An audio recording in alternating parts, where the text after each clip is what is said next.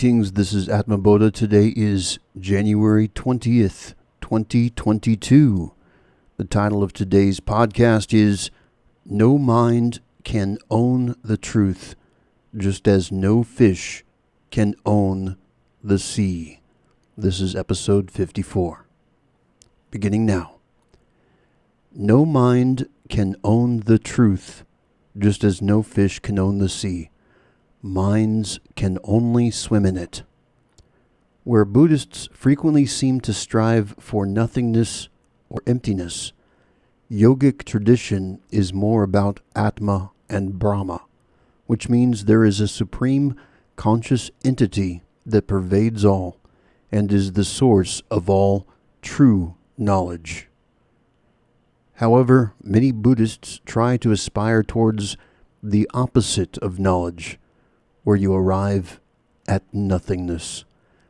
Strangely, the two concepts need not be entirely opposed to each other, since there is a concept in Buddhism called Bodhi Mind, which is very similar to Brahma. In fact, it could be the same thing.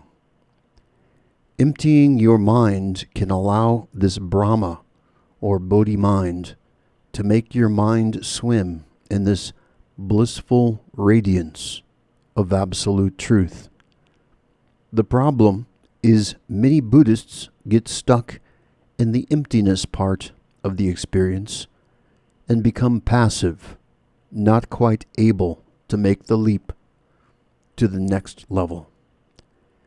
Every human mind is weak compared to the cosmic mind. This overmind of truth has more visible influence over physical existence, the more minds can swim in it. To such minds, work becomes play. Most people define faith as belief. It is much better to define faith as an experience that connects you deeply with the identity of the ultimate. By doing so, you become a vessel of divine expression. In fact, more than a vessel, you become a conscious, intelligent extension of the divine expression. Then, there is no theoretical limit to how power can express itself on the physical plane. What many people who consider themselves wise misunderstand is that God is not about balance and has a plan that is going to blow everyone's minds. People misunderstand what balance is. They think it is a harmony between positivity and negativity, assertiveness with passiveness. This is a lie. People think it is a balance between masculinity and femininity. That too is a lie. The fact is that God is an assertive force, and its will is done. The material plane is a passive thing compared to God. God is the leader of this cosmic dance, and the earthly plane is a dance partner it leads. We don't need to be subjected to this plane of existence. We can be masters over it by the grace of the one living truth. With the one living truth, there are no limitations. And when your mind is immersed in it, the possibilities become endless. It depends what plan the Creator has for you. And that concludes the written portion of today's podcast. So let's go deep into this. No mind can own the truth, just as no fish can own the sea. What does that mean? That means that mind itself has limitations. You can have your subjective truths, but no one can create the ultimate truth. It is beyond creation. It has existed since before time itself existed. It is the original source of everything. It's the source of all inspiration. It's the goal of science. It's the goal of philosophy and religion. The truth is awesome. And it's so awesome that nobody can own it. But the truth pervades everywhere. So in a sense, you could say that the truth owns you. And the more you can align yourself with this all-powerful force, the more powerful you also become. We live right now in the most exciting moment in human history. This is the time when the human minds can connect with this most awesome of powers. And that is what's going to revolutionize life as we know it. I mentioned in the written portion about how it's going to blow everyone's minds, and that is because people think that they have everything figured out.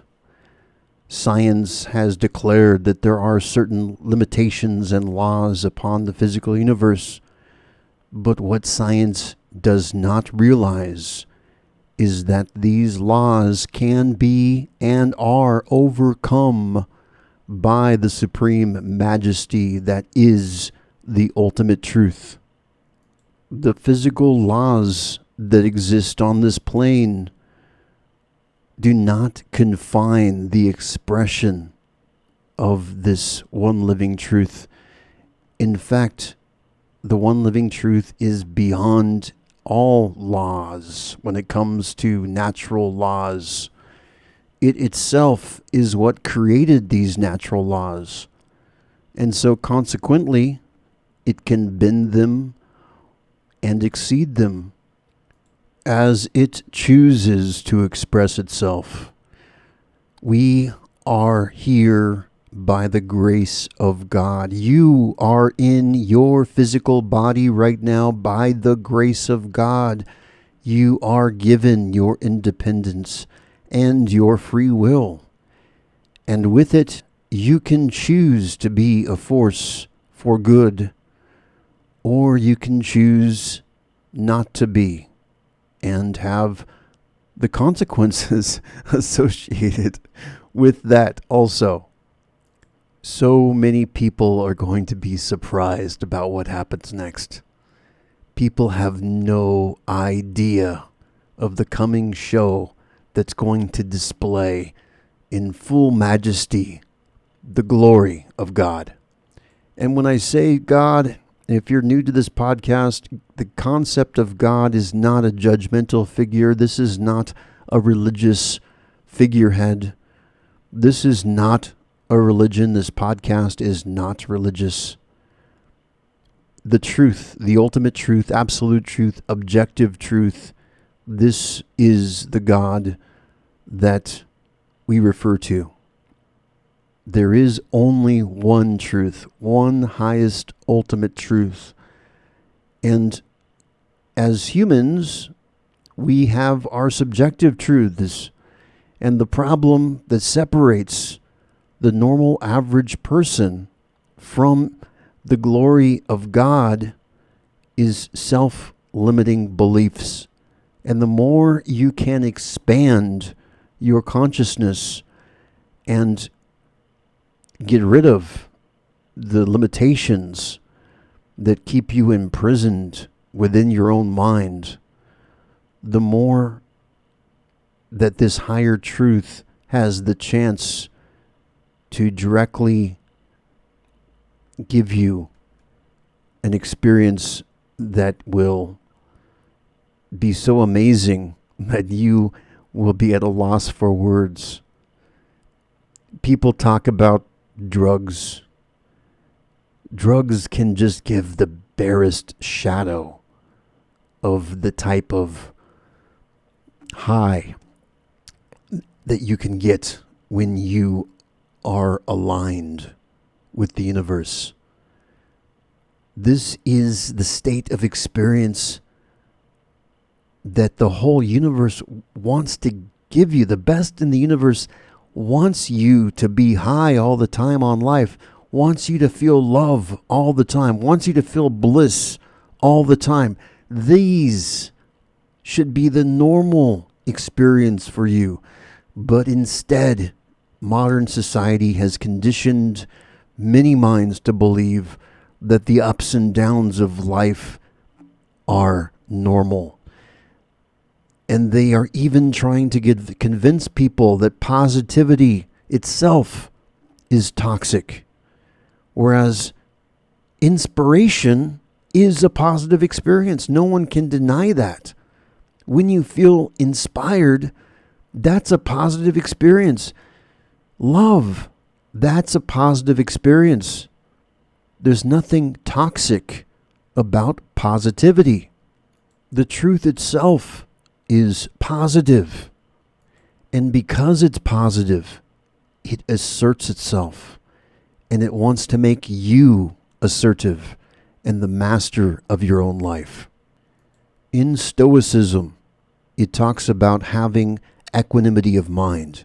It talks about having that inner resilience whereby you're not affected by your outward worldly desires in a negative way, that you can rise above that and come from an unperturbed place of lucidity and tranquility.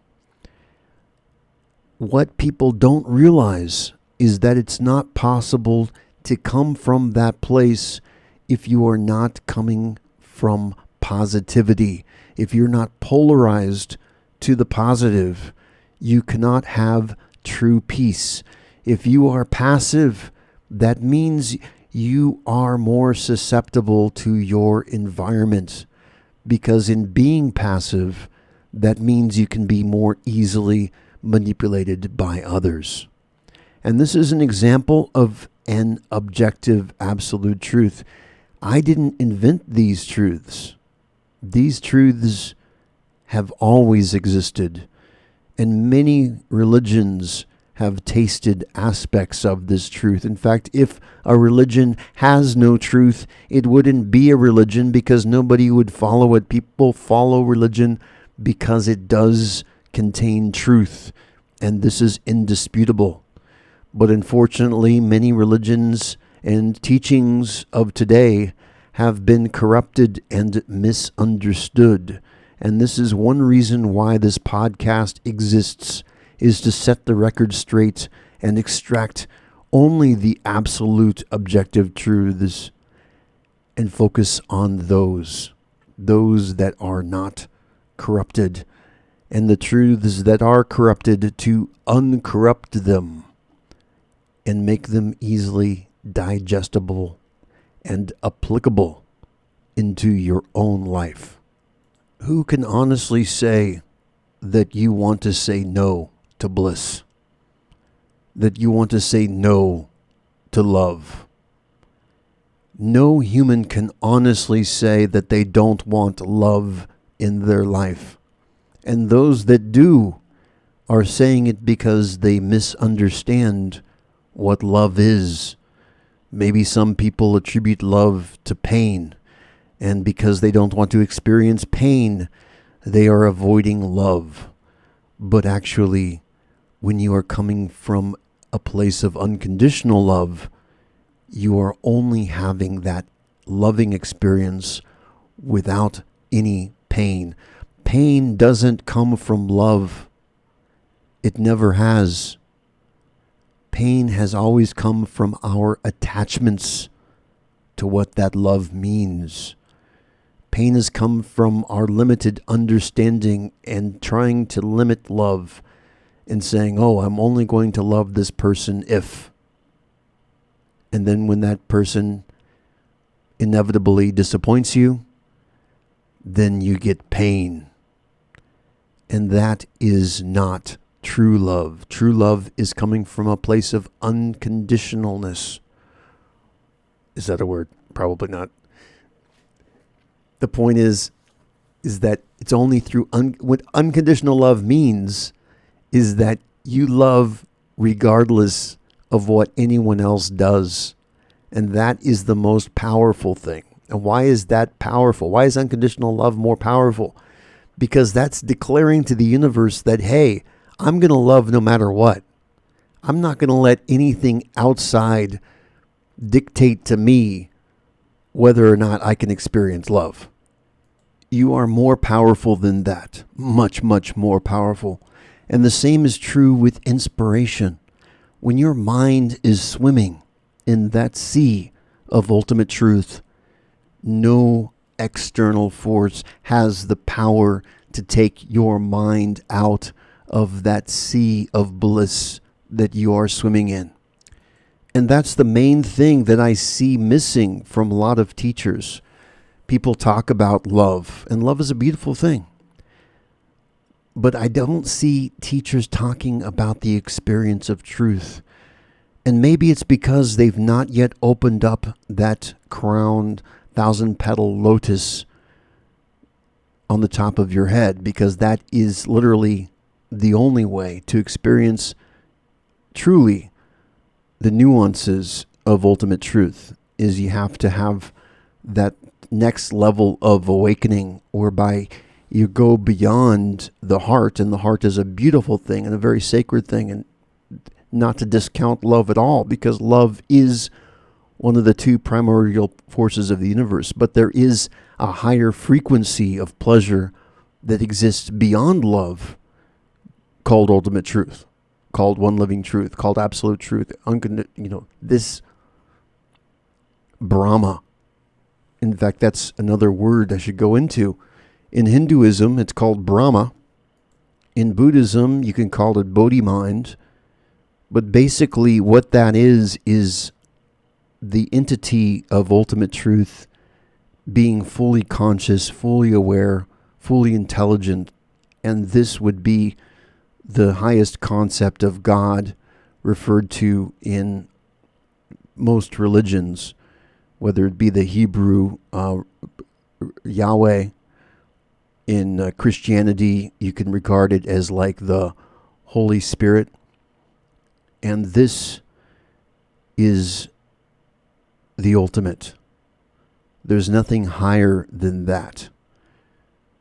And unfortunately, in today's spirituality, there is a disconnect with this highest truth. In fact, many are proclaiming that there is no higher truth and that there is only subjective truths.